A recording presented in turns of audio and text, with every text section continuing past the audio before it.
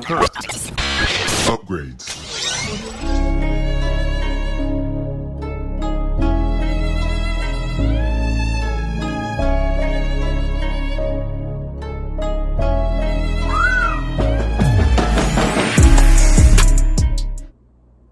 Hey, it's Jorge from TeamJVS giving you a quick exclusive review on the movie Megalopolis.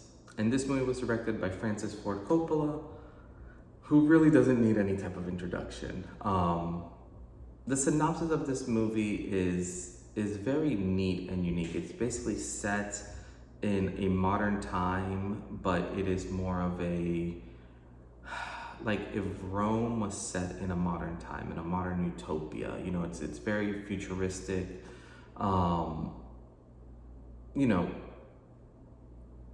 This movie, I've been sitting on this review or trying to figure out how to review it because I know it's been getting bashed left and right, and I don't want to bash it.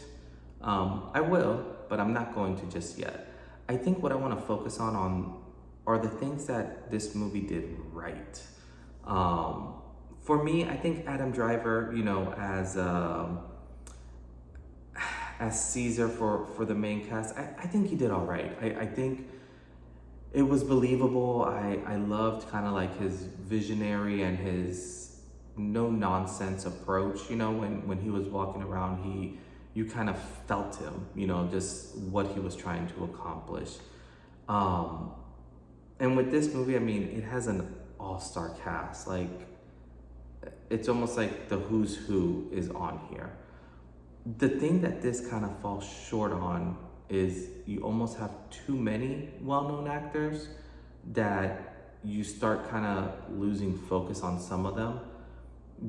The ones that, for me, like anytime they were on the scene, stole the scene.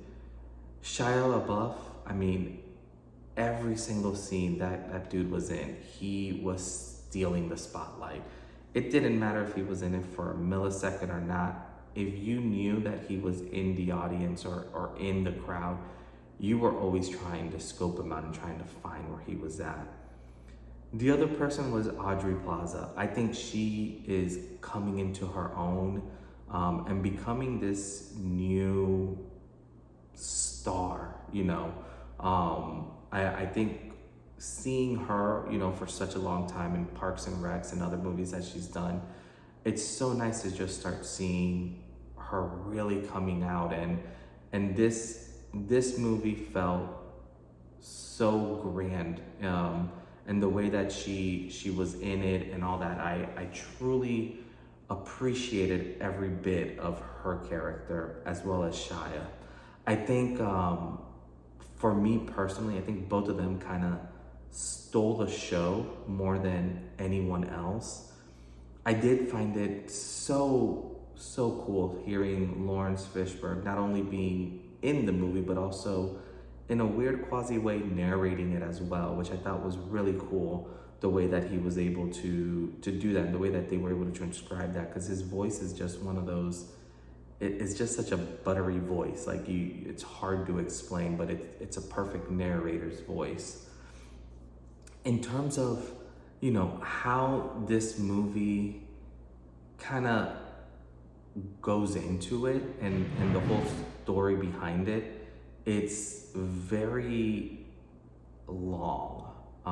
This is one of those movies that I almost felt would have done wonders editing about 30 minutes out of it, maybe 40. I wasn't, it's one of those movies that was so grand that you lose track of what you're actually there for.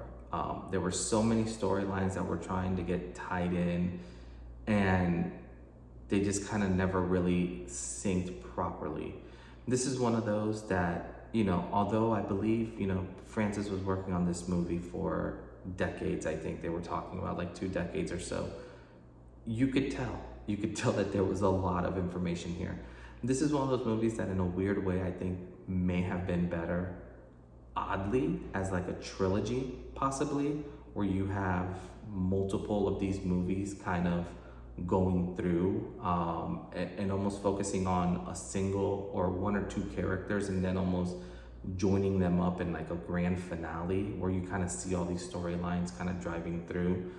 I just, this one was a huge letdown for me. I think that's probably the easiest way that I can put it. There was, other than the movie being visually stunning, and when I mean visual, like this movie visually was phenomenal. I was very impressed. But having a beautifully looking movie with terrible editing and not a great story kind of defeats the purpose. I almost rather see something that isn't as beautifully shot, but you have such an intense storyline that you're just sucked into the movie. And this movie, it wasn't there, and it wasn't hitting. And I think that is probably going to be the biggest downfall to this movie. Having to rate this movie was very difficult because there's some parts of it that just do so well and will capture your attention and will capture your thoughts, and there's some images that are truly going to cement themselves with you. But then you have to sit for the other 2.5 hours and it just kind of like drops. So rating this is always very difficult because it wasn't a fan favorite of mine. I think when all is said and done, if I had to rate this movie, realistically, I'd probably give it a 5 out of 10. Nah, you know what, we'll give it a 6. We'll give it a 6 because some of the shots and some of the characters really do make this so memorable where you want to hear more and you want to see more. And let me rephrase that, more of them, more of their character, not more of the movie. So yeah, I'd give this a 6 out of 10. Just strictly for, Audrey, Shia, and the visuals that you get from that. Other than that, there really is not much to add for this movie. The story was too long. The movie felt long, felt really long. There wasn't, like with the main characters and even like the storylines, it felt very like Romeo Juliet type, but there wasn't anything that jumped out at you so much where you're like, oh, I want to see this again, or oh, I want to know more about this character. That it kind of felt where it felt flat, and it felt flat hard. And I think that's the part that's very intriguing.